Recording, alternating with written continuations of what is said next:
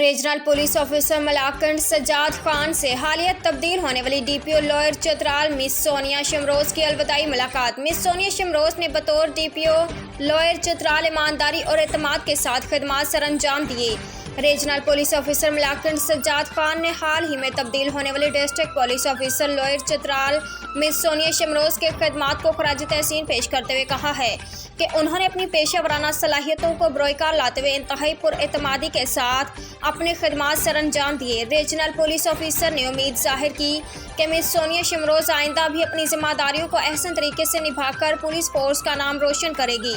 ان خیالات کا اظہار انہوں نے پیر کے روز حال ہی میں تبدیل ہونے والی district police officer lower Chitral مس سونیا شمروز کے ساتھ اظہار خیال کرتے ہوئے کیا، جنہوں نے regional police office Saidu Sharif Swat میں regional police officer Malakand region Sajjad Khan سے الوداعی ملاقات کی۔ ریجنل پولیس آفیسر نے بطور district police officer lower Chitral مس سونیا شمروز کی خدمات کو سراہتے ہوئے کہا کہ انہوں نے انتہائی حوصلہ مندی اور بہادری کے ساتھ ضلعی پولیس کی قیادت کی اور اپنی صلاحیتوں کا لوہا منواتے ہوئے نہ صرف عوام کی بہترین انداز میں خدمت کی